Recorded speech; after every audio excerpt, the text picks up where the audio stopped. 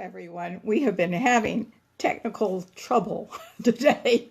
Our Blog Talk Radio does not work at all. And for sure, I had a little trouble getting into Facebook Live too. I don't know what the trouble is today, but thank you for sticking with me if indeed you're doing so. We appreciate it. I'm going on with the show because I think it's an important topic today.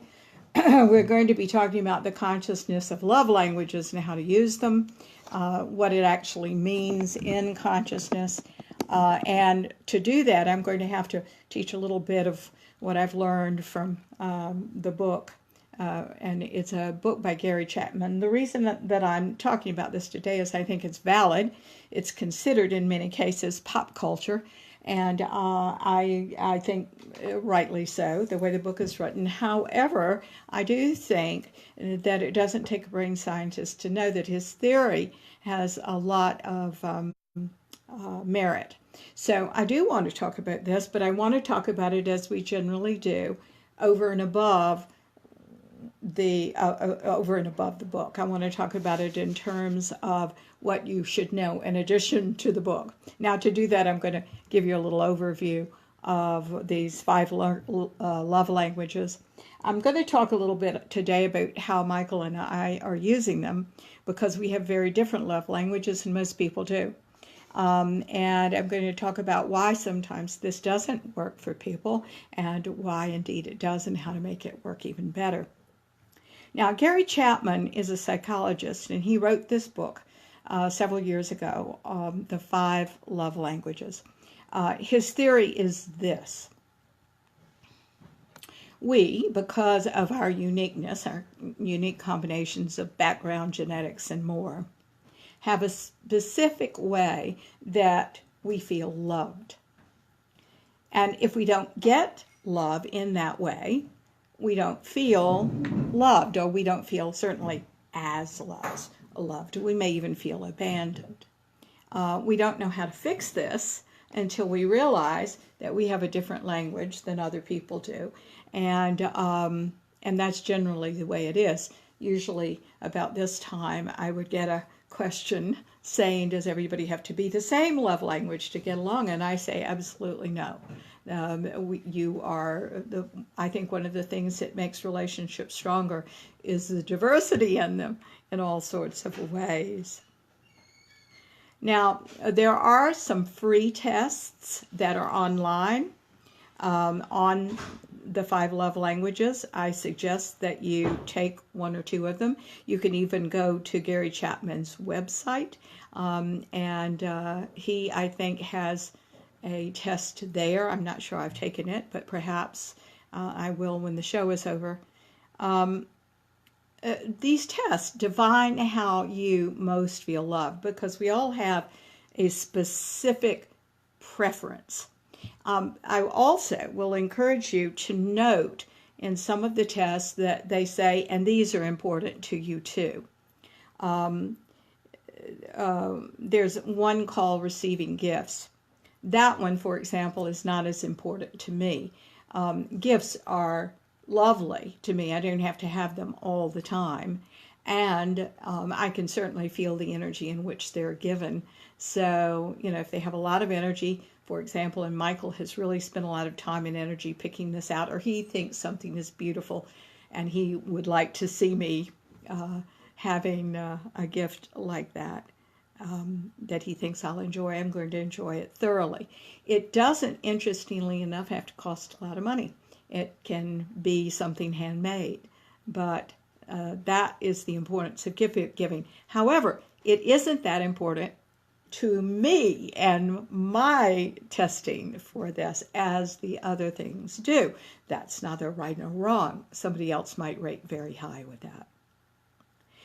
Let's do a little prayer. Get ourselves now on the same page, and then I'm going to launch into this material. Hi, Kat. Hello, darling. Yes, glad I made it.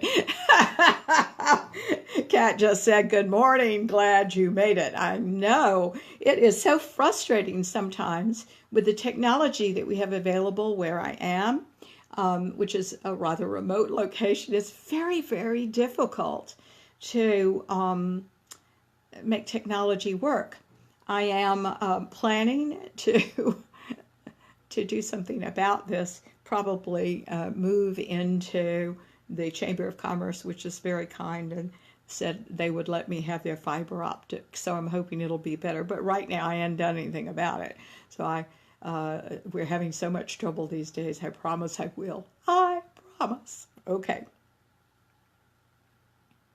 I want all of you to know too that we have redone our website, and there's a little button on the website for the radio show and for Facebook Live. So all you have to do is really tap one of those buttons and they will introduce you into the live feed in one venue or another.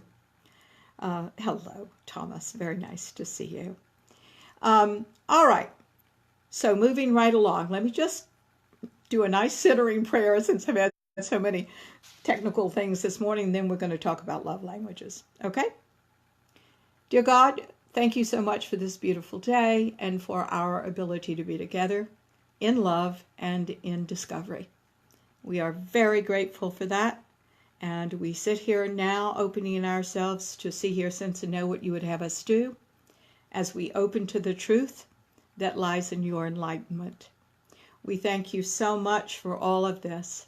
And we say this prayer also saying we know nothing, for it is the you through us and through all things that know it all.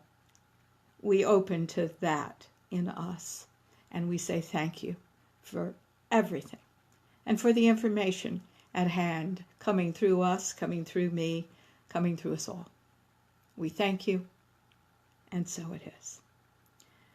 All right, ladies and gentlemen. So I encourage everybody when you get off the air, if you haven't already done this, please do take this test. If there's not just one, there are many of them. Gary Chapman wrote the book, The 5 Love Languages, and what I'm going to say will tell you a little bit about things, but I won't know yours, and you won't know yours, and I suggest that you do discover that. Okay. I'm going to say in consciousness, which is what I do and why you're listening to the show, that we've got to go beyond what Gary Chapman says, though, because any of these love languages can turn pathological. What do I mean by that? There's a line you cross that is a line you cross of good mental and emotional health. All of these love languages can go into something that's not very healthy.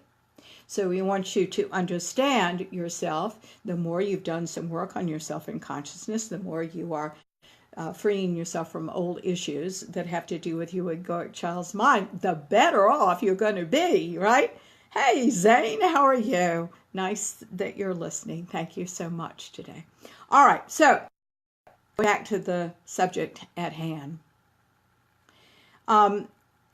I do want you to pay attention to the fact, I've mentioned this before, but I'm going to mention it again, that while you prefer one particular way of receiving love, and giving love, by the way, you really do have several other things that support that, and you need to know what those things are as well. Hi, Karen. Oh, I'm so glad. Thank you for listening today. And yes, praise the Lord, Thomas says, and I agree. All right, so coming back. Today's show is about how to use these things consciously beyond what the book actually says. It's how to use them also, where I'm coming from is that we have to start with ourselves. We have to use them for yourself. You have to know what you are and be somewhat responsible for your getting love this way. I'm going to make some suggestions to you along those lines. But before we go into all that, let me give you the 5 love languages. These are the ones that Chapman came up with, and we're going to talk about them in detail, but I'm just going to list them right now. The first one is words of affirmation. That's mine, by the way. The second one is physical touch. That's my husband's. The third one is quality time. The fourth one is acts of service. And the fifth one is receiving gifts. Now, no one of these is better or worse than another, and we just want you to know what you are and what you think is important. As I give this talk with you today, I do want you to know that you're going to probably recognize yourself and have a good inkling, but I'm wanting you to take the test anyway to confirm it for you, okay? All right, let's talk about words of affirmation. This is my love language, and I think I can speak about it pretty well because I've thought about it a lot. For me, actions most of the time do not speak louder than words. In spite of that old adage, actions speak louder than words. The truth is that's not true for me. Words speak louder than anything. That's my language. In words and positivity married together are most important to me. I can recognize a phony giving insincere compliments really honestly a mile away, and it doesn't mean anything to me. As a matter of fact, what it does is it makes me feel devalued. It makes me feel the opposite of what they might set out to intend. But a sweet word, a sincere word of appreciation, of positivity, of encouragement, or even of comfort, oh my gosh, that means everything to me. This is absolutely how I feel cared about. And by the way, it's how I care about you too, until I find out that you need love in a different way. Okay? Because we, most of the time in our unawareness, we only know how to give what is important to us, you see? All right. I not only like to hear the words, I love you, which are important to hear from me, but I also need to hear what you're seeing that you love. It's a marvelous thing when Michael turns to me and says, wow, you really did that well. I like that. Keep going, like he said to me the other day. That meant a lot to me. Negativity really bothers me. That doesn't mean that I can't take criticism, because I certainly can. I grew up in the theater where you do something the best way you know how, and then your director says, okay, add this, add this, add this, add this, take out that. You know, so you got to work fast because you got to do it then all over again and with those notes in place. But it really is a wonderful life-enhancing thing for me when the people that I care about say they've enjoyed the food I've cooked, or I've done a nice job on something. Idle criticism because somebody else feels bad is very similar to talk that nobody means. And it really does bother me because words have a tremendous weight for me. They are important to me. So don't tell me I'm doing something wrong when I'm just doing something my way. It does far more to distance me from the other person. I need to hear positive feelings, or I don't feel loved. I've often said, and guys, please don't think that I am demeaning human beings when I say this, because I am not. But what I do notice is how we train our dogs, our beloved dogs, is really how we train people to respond to us too. Not by jumping on them when they're negative, but by simply pointing out that that's not your love language, the negativity, and your love language is something positive. I think the dogs respond very well to positive reinforcement. And you look away when something is happening that you don't want to see, right? I had a dear girlfriend who said something to me years ago that I have always remembered. She said that she didn't like something about her husband, that when her husband went to a party, that he hogged the buffet table, and he'd just cram as much food in as possible. He'd stay there all night long, right? Not just loading his plate up and going to sit down. Oh no, he would, just really cram it in. And that just infuriated her. And she said, what do I do about that? And I said, well, darling, you either have to nag him and make yourself somewhat of an enemy and create unsafety in your marriage because of that issue, or you need to look away. Once you've said it one time, then you need to look away because he's not going to do anything else if he's still doing it. So back to this. In addition to the words that people say, is the intention when they deliver those words. How you say something to me is just as important as what you say. Now, here's what people are not telling you about these love languages. It's a fine thing to have any of these affirmations as your love language, any of these love languages as your language.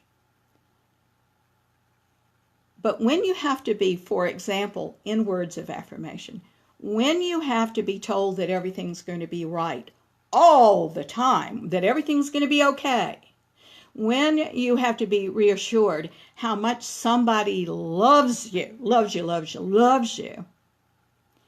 you've crossed the line into pathology. Because you shouldn't have to ask that all the time. But you and I have known people who have incessantly asked their partners, do you love me? Do you still love me? Are you loving me now? And really, that's insecure and tiresome behavior. Michael, my darling husband, is not big on words of affirmation, although he deeply and dearly tries.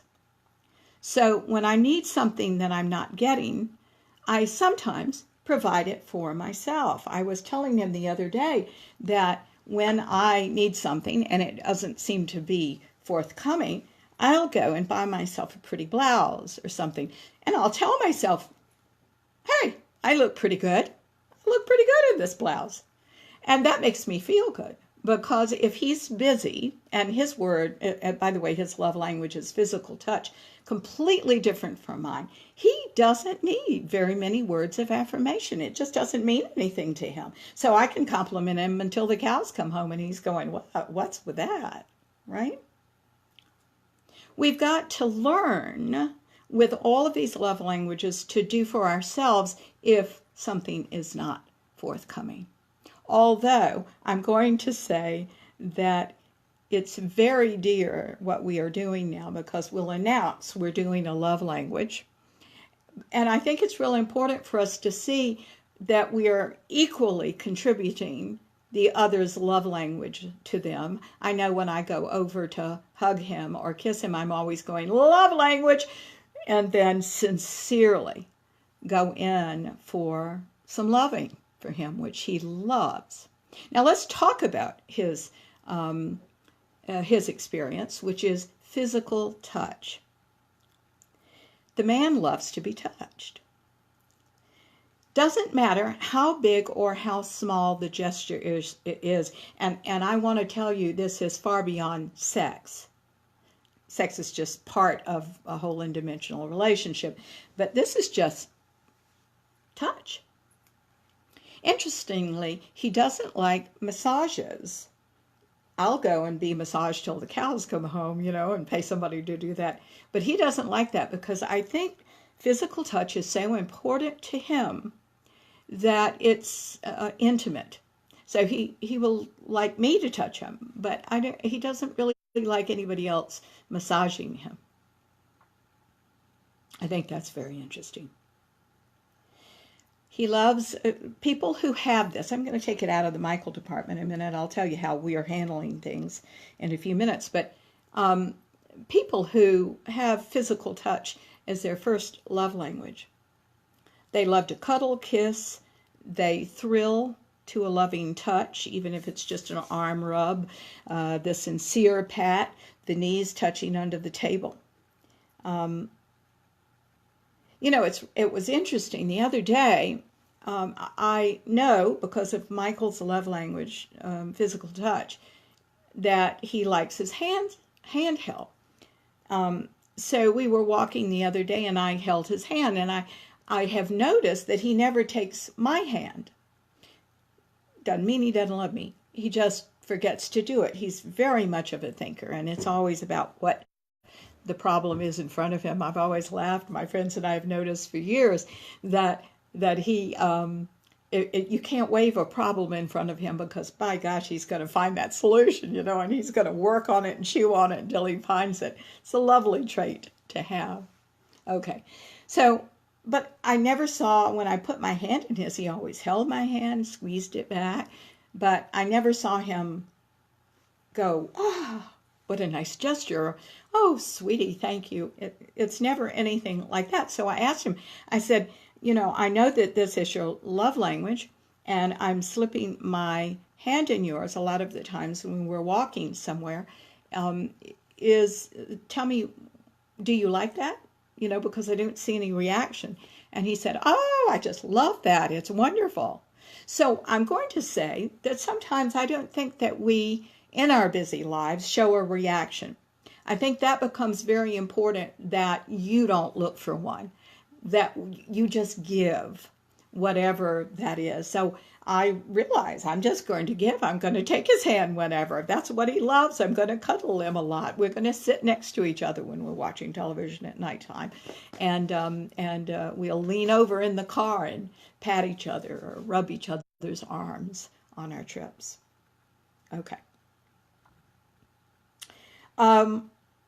So, don't look for something in return. I think that's a real big consciousness thing that we're talking about here anyway, is that all of us should be, and we are in our highest self, contributors. That means contribute.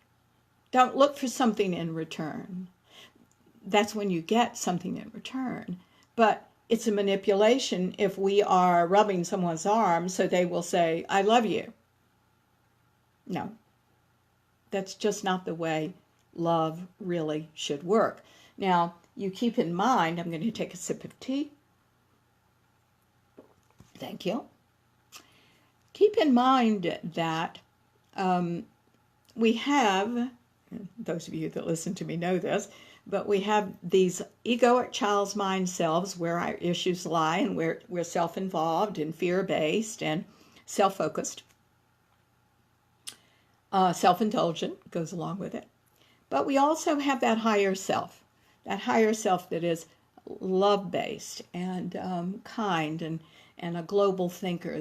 This is someone who cares about you and your well-being, but about their own as well. So this is a win-win in that kind of arena.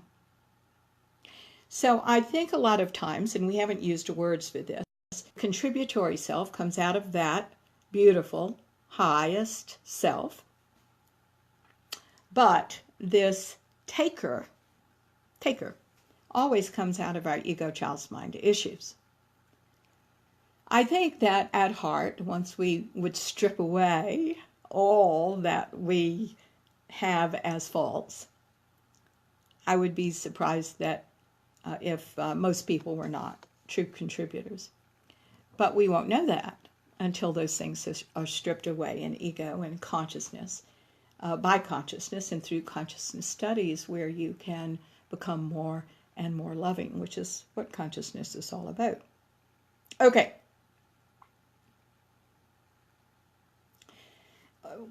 Michael is marvelous because, again, you're going to, whatever your love language is, you're going to enjoy giving it and receiving it. So at the end of a hard day, when I have been on my feet quite a lot, and we're both on the couch, all I have to do is just drape a foot over him, and all of a sudden, he's just, without even being asked, he's starting to rub the foot. That is so dear. and it means very much to me. Those times when I have been extra busy and I forget to touch, I see that it makes him very sad, very unhappy.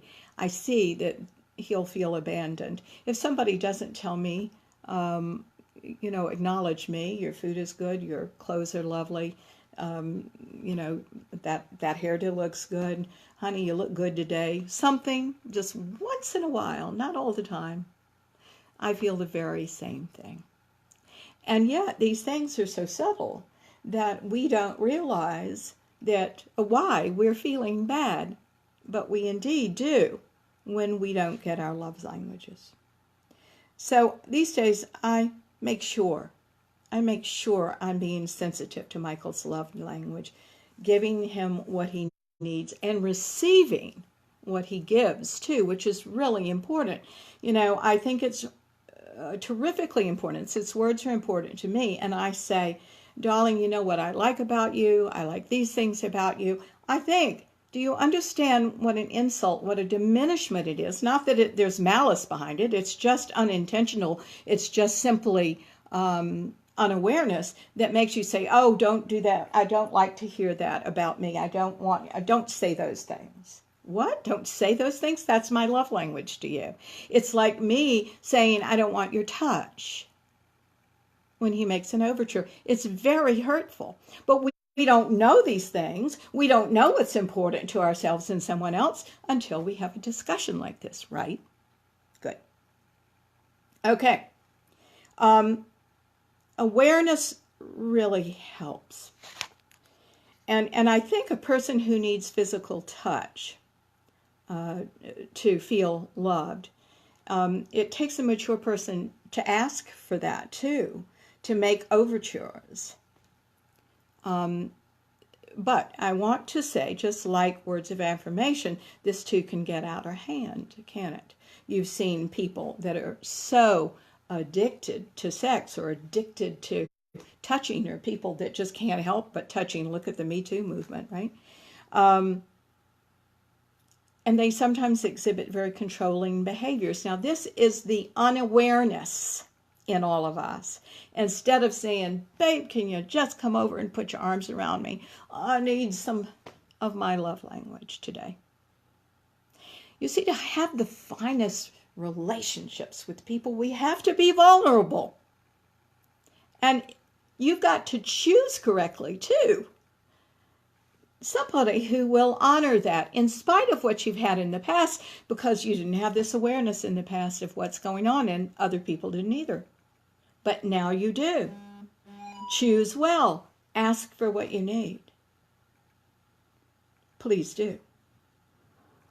I think years ago, Michael would say, and if I would ask for it, give me a compliment once in a while. He'd say, you can't dictate compliments like that. And it was just a way of saying, I don't think that's important. But it was important to me. So we can't deny another person's experience. The nice thing to do is to sit there and open yourself and find what you truly love about them that you'd like to take time to say now. Because what this is about, Michael taking time to tell me that, me taking time to touch him. Oh, we lead terrifically busy lives.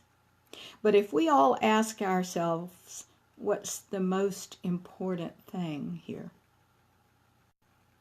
We would say each other, wouldn't we? Not the task that we had to get on to. Never tasks before people. Okay. Now, not in my book anyway, not in my language. All right, sweetie. For a person that has physical touch as the first experience, your presence and accessibility are pretty crucial. The first few times, for example, that I went to Austria with Michael, and Michael's Austrian, I was very unhappy, but I didn't know why. He required my physical presence and my accessibility to be with him as a new bride for him. But I was real aware of feeling anxious and depressed because I wasn't getting what I needed. We were really busy. We're always busy when we go over there, running around, seeing friends and family. Most of it was in German, and I don't speak German. I just cannot find the time when I do so many other things. It's just, I don't think, going to happen. That does not mean I don't love my family. I do. When I would go over there, though, it really had to do with there weren't any creative outlets. And while people were enormously kind to me, and they were enormously kind to me there, and always have been, no one there ever asks what you do for a living, because that's really considered very, very bad taste, and that's one of my favorite things to talk about, right? So it was a few years, 2 or 3 years after that, when we started to travel with our new little poodle. It was transformative because I had someone to dote on, to look after, to take care of, and by the way, to talk to. Michael, because he loves the dog so much. It's easy enough to ignore people, I think, but he's not going to ignore his poodle, by the way. So it was really cute. He would interact more with me and with the poodle, and we're laughing that I'm easy to forget, but not the dog. He adores his dog. Okay, so while the travel is still a whirlwind, and it always will be a whirlwind, what we have found is a way to really connect even in the busiest times, even in the unusual times, and that's through our specific love languages.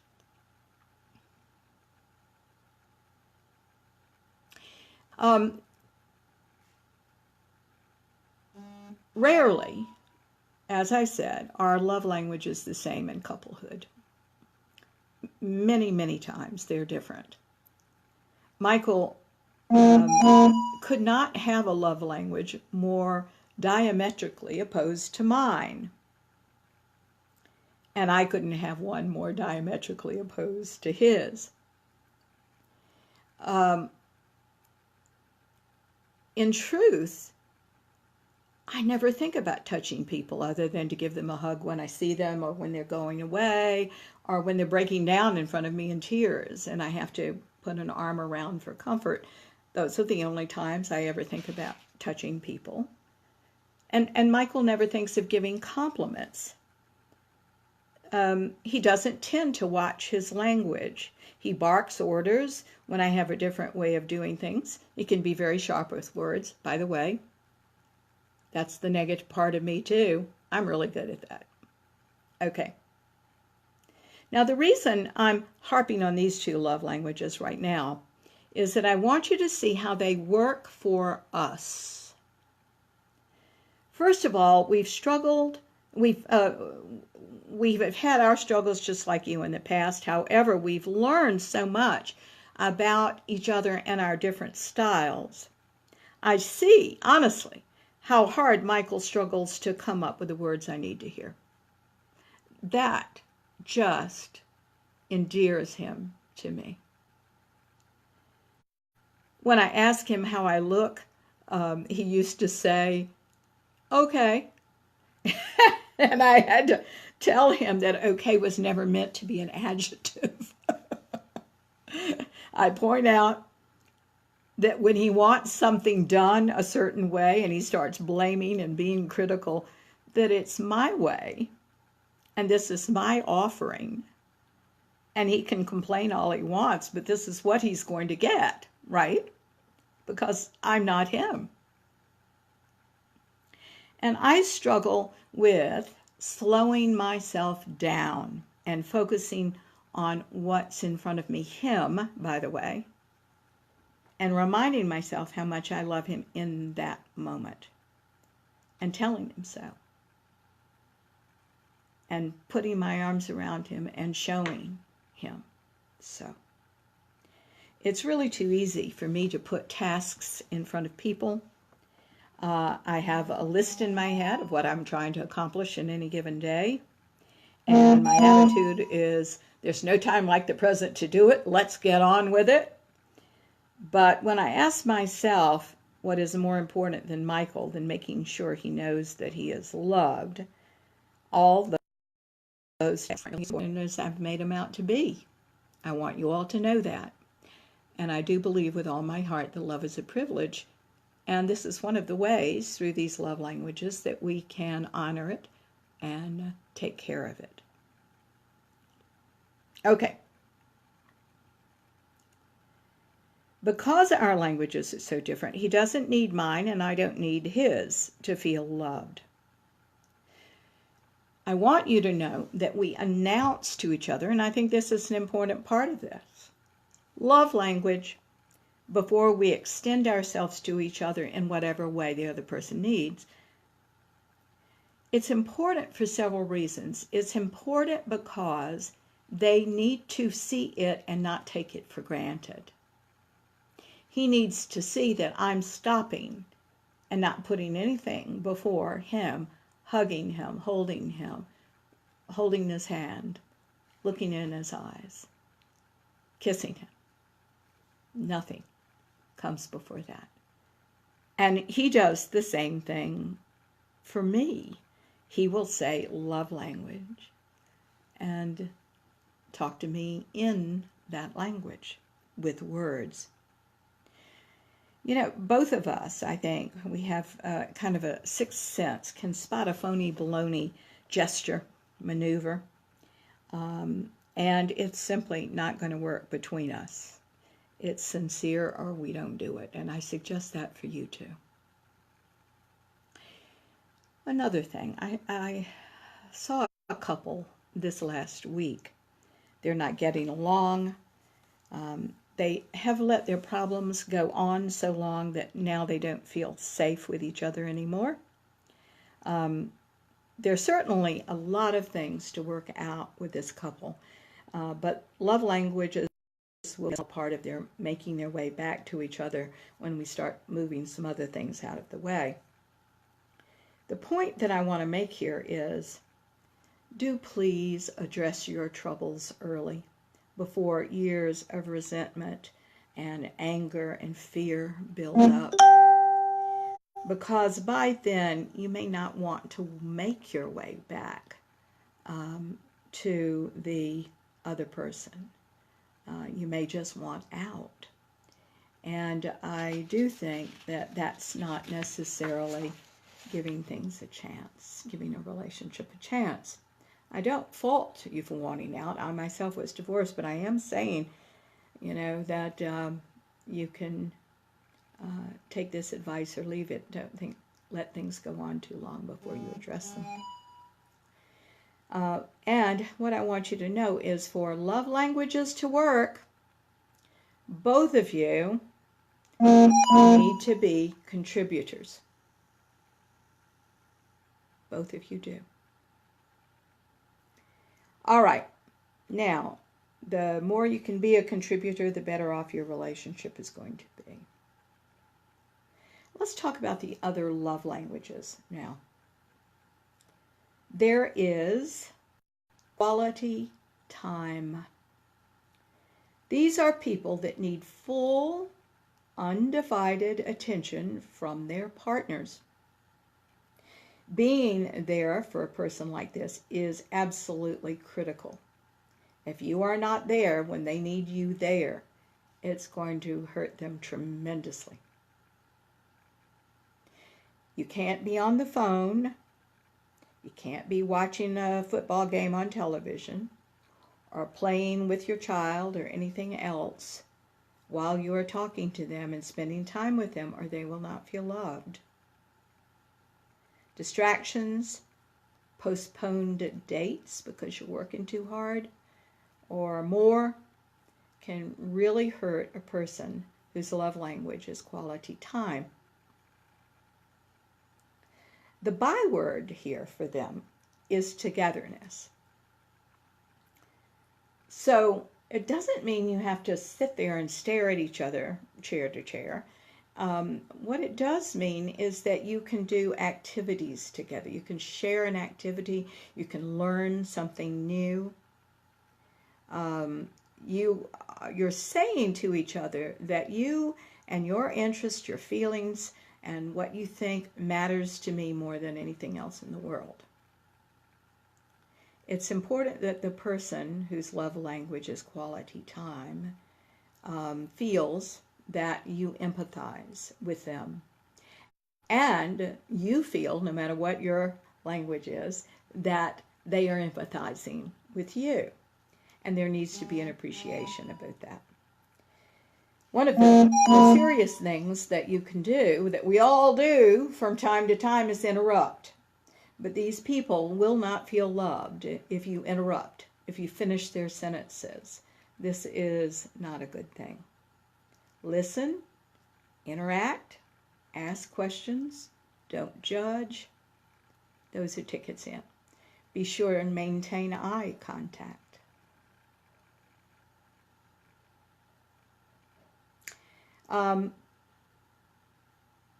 The person whose love language is quality time feels that not only they should reveal themselves to you, but you should reveal yourself to them. Withholding your feelings is not going to be a good thing for this relationship. They need to share with you and you with them to feel loved. And this means sharing, being vulnerable. I keep getting messages and I don't know what all those little beeps are. Now, we've talked about the pathologies of these love languages, that they can become very unhealthy, and quality time can become very unhealthy too. A person must respect how you're feeling at the time. You may not want to share right then, right there. A person must respect your busy times too, because from time to time we all have them, right? So this is someone who has to have this in check and exhibit this in a very balanced way. Certainly, it's important to spend time with your family and have good quality time with them, but make sure, if this is your love language, that you're not trying to control the other person. You have to have a life too. You must know how to spend good quality time with yourself. And you need to know how you can do that being alone. You know, there was a study done not too long ago, certainly within the last 8 years, I want to say. One of the big universities did a study with people, and they brought people just off the street into a room, and they said, there's nothing on the walls, there's nothing to look at, there's nothing to do in this room. Their job was to sit in a chair for 15 minutes and just sit there. Now, each person was given a device in their hand, and they said if you just can't stand it anymore and you get bored, you can punch the button. However, it's going to shock you. You're going to get a shock through the chair, and that's exactly what happened.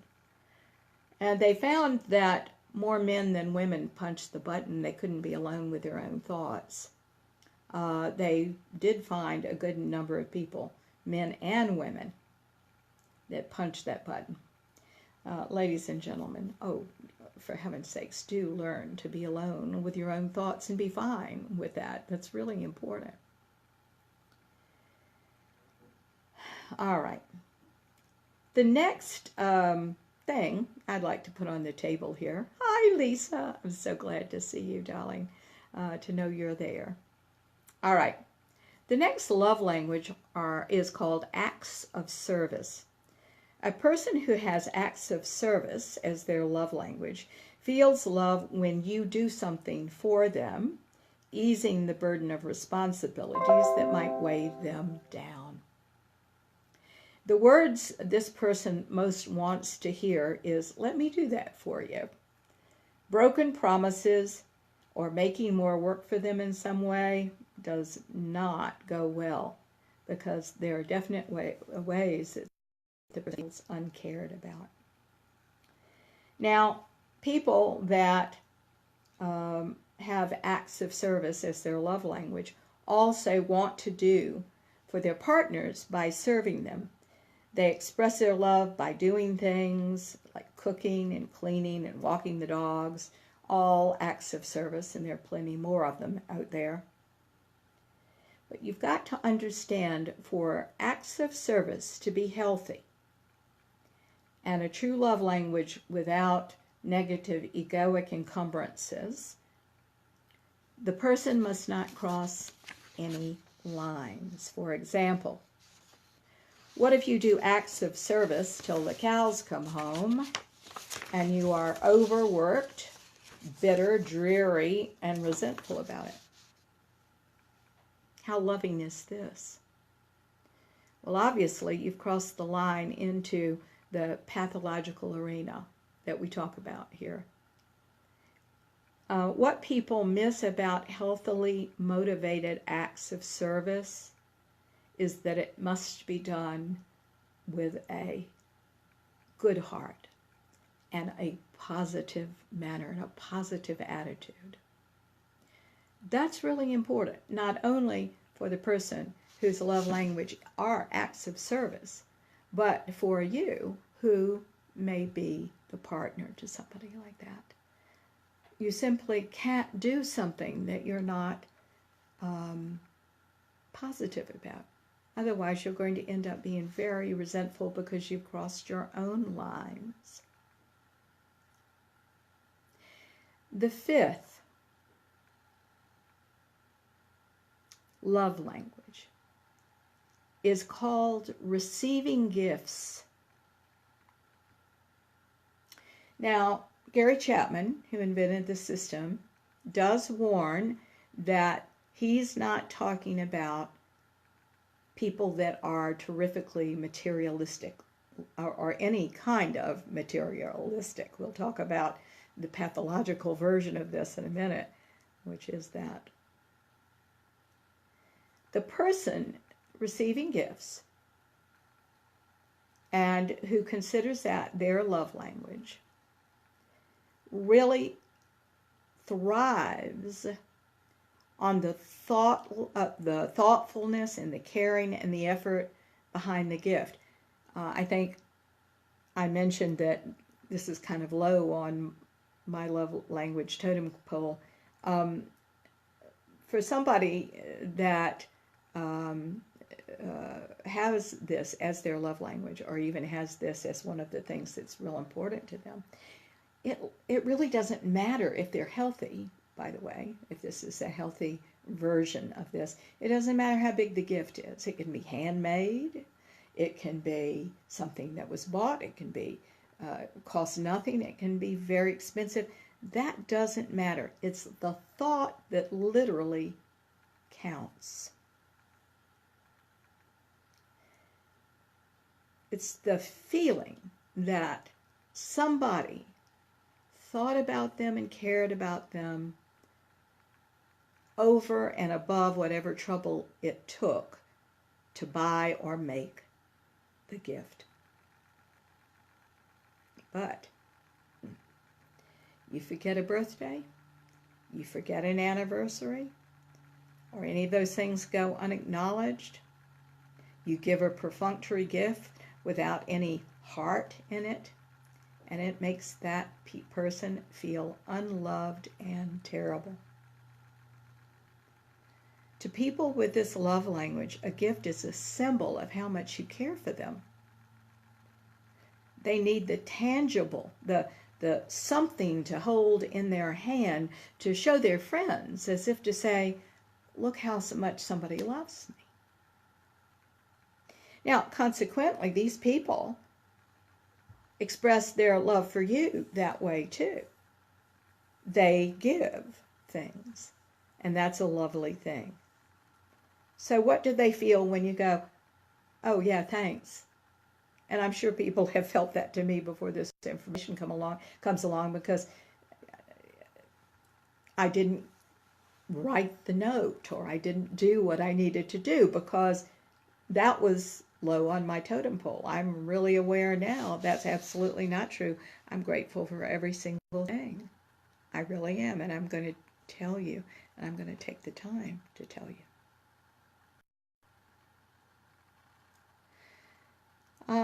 Do understand that, like all of these love languages, there can be pathological ways of dealing with this. The person can become truly materialistic and unable to access the deep, true feelings that are part of every human being and make us whole and dimensional when they have crossed that line into unhealthy territory. One of the things I want you to understand is with each of these 5 love languages, they work best if the person is truly healthy and balanced and more or less free of their issues. If you are working from the highest self, you are contributory. And you won't become encumbered to your relationship, for example, trying to get something back. You'll just love to give. Keep in mind, too, that we give to the other person what we ourselves need until we know what they need. This is why you might not have felt entirely loved so far. I hope things will be different for you now that you have this information. Realize that all people have love languages.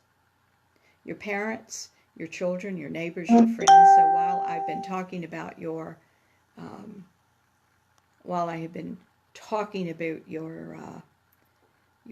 love relationships, your partnerships, this goes with everything. I think it's a real important thing to recognize what your children are.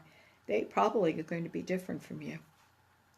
And that's going to be an extremely important thing for you to give them so they grow up feeling the love that you have for them. You may be thinking, for example, if I had a kid that had physical touch like Michael, right? And I never hugged him. I just said, of course I love you. I read on the internet this week something from Steve Jobs' daughter and something about his wife. The daughter has written some sort of expose book about her life with Steve Jobs and his wife, and it was real interesting because at one point she wanted them to say goodnight to her or hug her and kiss her goodnight. And the wife said, and forgive me, I don't usually talk like this. This is just something I read. I don't know whether it's true. I don't know anything about it. But the wife said, "We're cold people." That was her explanation. We're cold people. So the child didn't get what she needed. So to another child, cold people would be fine if they didn't need it in that way, if they didn't need love. But to feel love, she needed obviously something that they were not giving her. I think everybody loves the best way we know how.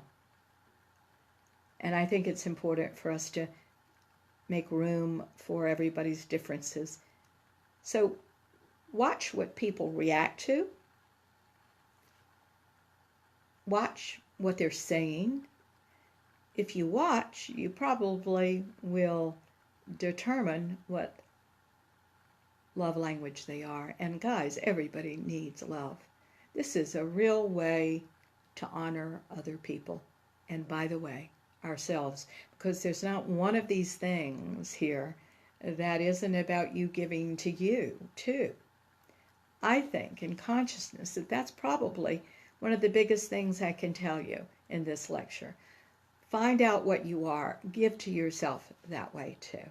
I laughed the other day. Oh, I think I was doing a radio show, and I was saying that I remember seeing Zsa Zsa Gabor on one of the talk shows, and she had this humongous ring on her finger. And the talk show host, I don't remember who it was, said, "Did your latest husband," because she had a string of them, I understand, "did your latest husband give you that ring?" And she said, "Oh no, darling," with her marvelous accent, "the best jewelry I buy for myself." You know, well, guys, metaphorically speaking, the best jewelry you do buy for yourself. So, for God's sake, find out what you need and provide that. I think that we all can add value to this world if we love in better ways. So that's what this show has been about today. And I think of that marvelous Martin Luther King Jr. quote that says, "Darkness cannot drive out darkness. Only light can do that. Hate cannot drive out hate. Only love can do that." So I feel pretty strongly that we all have a mission, even though we might not have thought about it in terms of that before.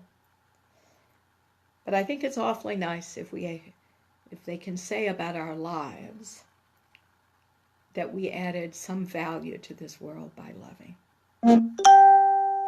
I think that's a pretty sweet thing to have as our legacy. Guys, I've enjoyed talking with you today. My deep apologies for our Blog Talk Radio site not working today. I could not. I got on it. I had a direct connect line, and then all of a sudden it said we were not connected, and that happened right before the show. So forgive me for being a little late even starting.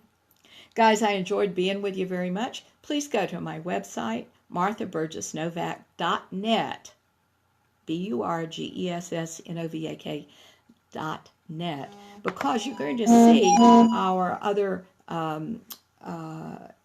Blog Talk Radio and Facebook Live subjects coming up for you.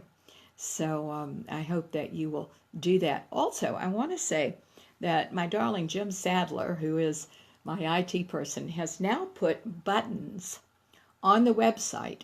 So all you have to do is hit Facebook Live or hit Blog Talk Radio, and it's going to take you right into this live feed every Sunday morning at 10 o'clock.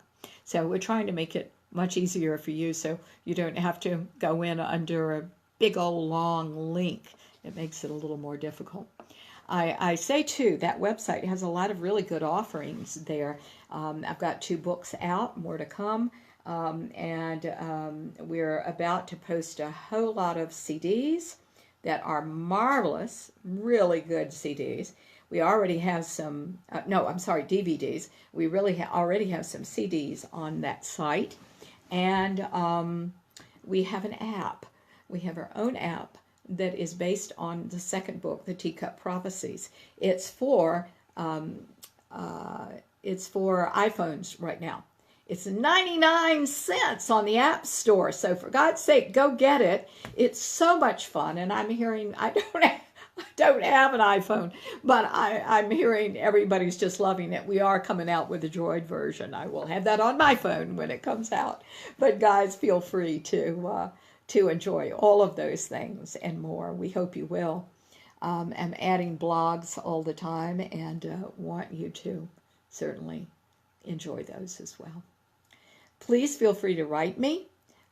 You can write me through that website, and I'd love to know what you're thinking. And if you have a topic you'd like to suggest that we talk about or questions, feel free to write those things in. I will not be using your names on the air. Okay, guys, I've had a wonderful time with you today. I'm so sorry about the technical glitches. What can I say? They happen.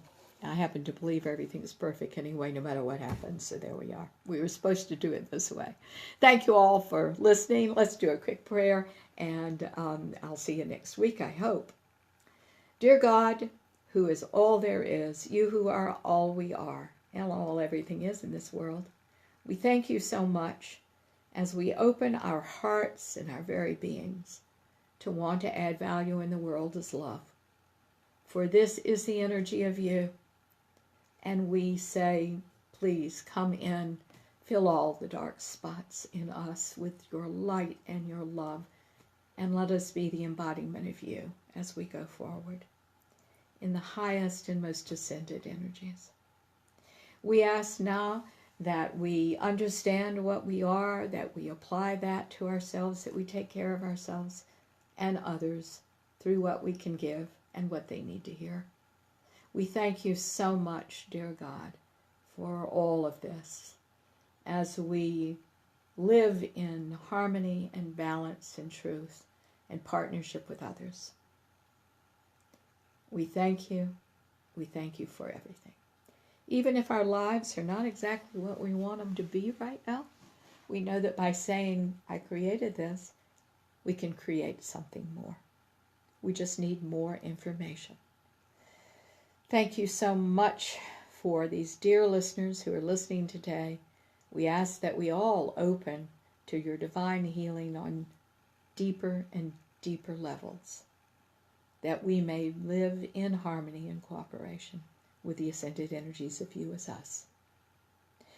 We thank you now. We say this with all thanksgiving as we open ourselves to see, hear, sense, and know what is on our plates to do next. We surrender what we can today of what we've carried with us that no longer serve us and that are not in keeping with the highest and best good of us as you. And we say thank you. And so it is in your name. In the name of the Ascended Masters, our love-centered guides, friends, and in the name of each and every person listening to this show today, tuning in, for them we give thanks, and so it is. Amen. Thank you so much for listening. We'll see you next week with another whatever. I can't remember what it is. I just wrote it yesterday. So check the website, okay? And you'll be ahead of the game. Love you a lot. Take care.